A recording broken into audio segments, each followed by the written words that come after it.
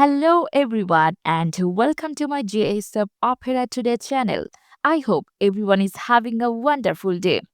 Before we begin, please hit the subscribe button and give this video a thumbs up. General Hospital spoilers. Will Michael save Drew after Willie sees something suspicious?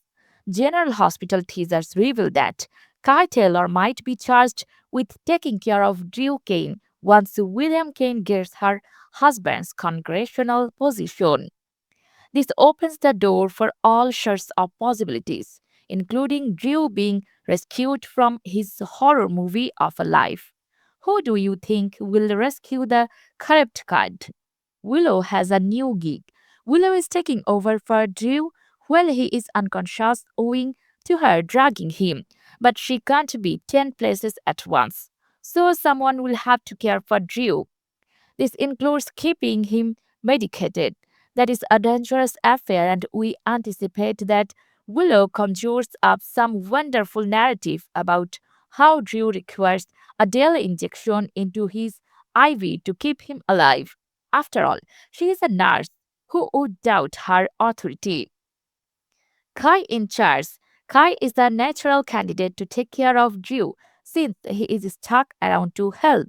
But Kai knows that Willow is a dangerous viper, and we anticipate that she is effective in keeping him in the dark.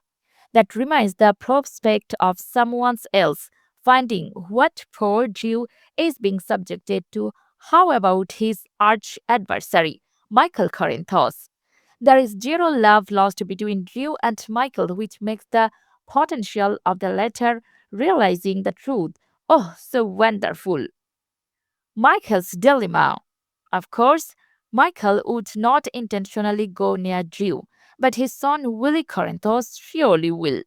That's because Willow and Michael are now splitting custody of their kids, and we feel it quite improbable that Willie won't be intrigued about the veggie in the distant bedroom.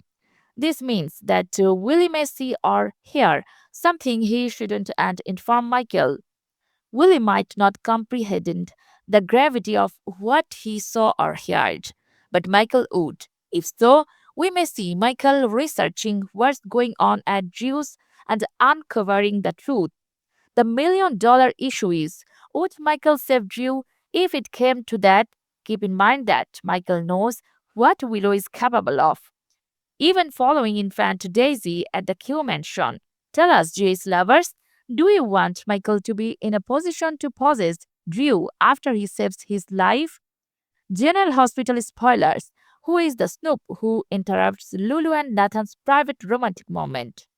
GA's spoilers and updates suggest that Lulu Spencer and Nathan West's intimate love moment is disrupted. The issue is who is the spy that interrupts their romantic moment. And not everyone's on board with Lulu and Nathan dating. Even if Maxie Jones selected Damian Spinelli, not everyone would be on board with Lulu and Nathan dating. Lulu even felt that she had to give her closest friend a heads up and inform that she and Nathan had emotions for each other. Chances are Maxie will convince her body that she is actually moved on and simply wants her and Nathan to be happy. However, not everyone is on board with the two of them having a romance. Nathan's mother, Lizel Albrecht, is a noteworthy critic. However, Nathan previously straightened her out. She was astonished when Nathan gave her a piece of his mind about stating Maxie belonged with him, not with his Penelly, and he made plain it's not up to her. Nosy neighbor are all in the family, so who interrupts Lulu and Nathan in their secret love meeting? Will it be a nosy neighbor or will it be everyone in the family? Lazal, by this point, should know better, so who else could it be? A lot depends on where they are at and what state they are caught in. They may simply be out for a romantic meal and someone sees them together. However, the language of the spoiler does indicate private. Will someone catch them in flagrant delicto? And the Snoop witness something they can't unsee. And who is the peeping Tom or peeping Thomasina, who may be on the list of individuals of interest in the Philly spying crime that would kill the desire for sure. Let's build that person of interest board of people who shouldn't be so interested. Let's establish the person of interest board made of individuals who shouldn't be so interested for one. And the weekly commercial depicts Jocelyn Jacks breaking into what resembles a hotel room. She is in full agent mode as she looks to kick down the door.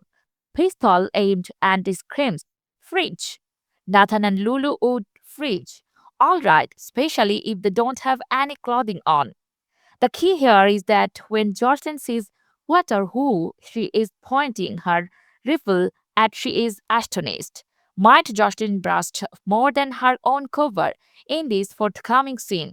Two interested person of interest, one of Lulu's kids or Nathan's.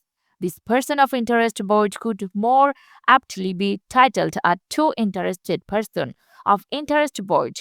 There may be one or both of Lulu's kids who catch her with Nathan. Either Charlotte Cassadine or Rocco Falconeri may storm into Lulu's chamber, not thinking. And that is assuming Lulu and Nathan are dumb enough to not select a more scheduled area, ergo the hotel room that Jocelyn may storm into. But who else would it be? Who generally finds himself into situations he shouldn't be in and needs to be rescued. Only this time, the only thing he could need rescue from his being blind. If we find his dad in bed with Lulu, and that would be James West. General Hospital spoilers. Jocelyn reels over Valentine attic discovery. Kylie's hidden fugitive caught. General Hospital spoilers reveal that Jocelyn Jacks is on the edge of a startling discovery that will send her reeling. It appears Jocelyn inner spy alarm bells will start ringing off at Carly Spencer's apartment. So she may hear a ruckus upstairs and decide to investigate into it. Once Jocelyn's suspicions are aroused, she will pull her weapon and strike directly toward whatever danger she fears is lurking. Jocelyn may imagine an intruders lurking and feel she should be one to defend her mom's residence. When you compare the footage of Donna Corinthos' attic excursion during the holidays to the teaser trailer for the week of March 2 to 6, it's reasonable to infer Jocelyn heading to the attic as well. After Jocelyn slams the door open and aims her gun, she will command the person in front of her to freeze. That guy should be Valentine Cassadine, as he will undoubtedly be caught off guard and won't have a chance to hide. Plenty of officers and WSB agents have been hunting for Valentine in recent months. Jocelyn's in for a shock when she finds Valentine has been lurking right under her nose at Curly's home. Josh may accuse Valentine of sneaking up there on his own and threaten to contact the cops. That's when Valentine might throw the bombshell about Carly knowing all about his existence and consenting to conceal him there. Naturally, Josh's next inquiry may be why Carly would do a thing like that. The concept of Carly and the Valentine partnership won't make such sense to Jocelyn at first, but things might snap into place soon enough. GA's teachers predict Carly will have a stunner of her own later this week, so she may endure a difficult homecoming. Will Carly walk in the attic and learn that Jocelyn had busted Valentine while she was gone? So, it's also likely Carly herself will be in the attic with Valentine when Jocelyn makes her armed entry. That would be another way to Jocelyn grilling session and potentially Carly's confession if she has forced to disclose how this alliance against Jack Brennan came about. And Jocelyn could find soon that Carly knows about Brennan recruiting her to the WSB and that her mother's gone to extremes following the revelation. Of course, Carly now wants to protect Lucas Jones from all the genocidial mayhem too. So her goal with Valentine is broadening. no matter how it all goes down. Josslyn may wind up alerting Josh and Morgan about Valentine's attic hiding before the week's up. General Hospital spoilers claim Josslyn will have some significant news for Jason shortly, so stay tuned.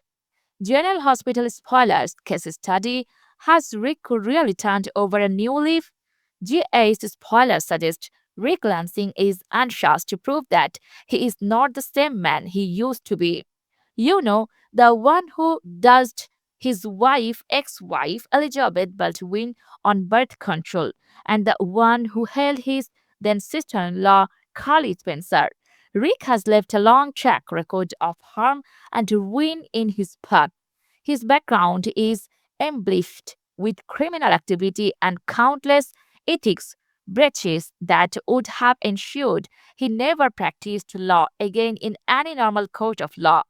But the regulations of Port Charles have helped and encouraged this individual in skating by throughout the years. Now he is set on convincing everyone around him to understand that he has turned over a new leaf. Has he really, though? And now a foundation built on lies. Rick's lately revived interest in dating Elizabeth has left her with many doubts. Ironically, Elizabeth didn't hesitate for very long to accept the flowers or the opportunity for yet another date with her ex. But it doesn't imply she is anywhere like as invested as he is. At the same time, we might want to wonder if Rick can truly see this going anywhere with Elizabeth too. He might appreciate the concept of being the man he thinks she deserves. But pulling off that act is a task for a person like him. For starters, the previous several months of his life have been plagued with falsehoods, and he would never be able to come clear about his time in Alexis Davis' basement, nor how he owned up where, without risking losing Elizabeth all over again. GS spoilers tease it's the family affair. Elizabeth isn't the only person Rick is hoping will take him at his new face value. He seems to be eager on developing a true relationship with his brother, Sonny Corinthos. They have gotten off to a very fantastic start, and for instance, Sony quickly recruits Rick to defend Michael Corinthos in his custody struggle. More lately, he has been doing the same about the case the PCPD was trying to establish against Michael surrounding Drew Kane being shot. Is Rick actually interested in becoming brothers, or is he getting as close as possible to his brother to prepare to take him down once and for all? If you ask me, Sony handed his trust away much too quickly, just like Elizabeth. Look out ahead. Rick has also been pretty keen to make one individual in particular see another side to him. That would be Elizabeth. Ever since he came back to town, he has casually and occasionally more fiercely sought her. His optimism that she will recognize the good in him and give him another opportunity is sweet. And on the other side, the good in Ezra. Ezra was presented as an unpleasant blowhard, teamed with Sidwell and Drew. They say it's the company you keep, and it does not get any worse than this too. He also attempted every trick in the book to get rid of Laura so that he could become mayor. Lately, we are observing a quiet shift in Ezra's demeanor. He appeared vulnerable and, dare we say, lovely as he begged Jacinda to start a serious relationship. It was hard not to feel a small bit sorry and sorry for him.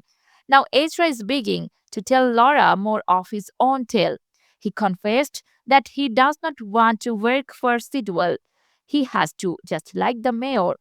The villain is either threatening or blackmailing him to do his bidding, and he is scared. The councilman is trying to warn Laura not to cross Sidwell and has intimated that he knows what happens when someone goes against Jens. The mayor is progressively softening towards him. Dream team? And guys, do you believe Ezra could assist Laura and Sonny take down Sidwell? So thanks for watching. If you like this video, please don't forget to subscribe my channel without missing any update. See you soon again.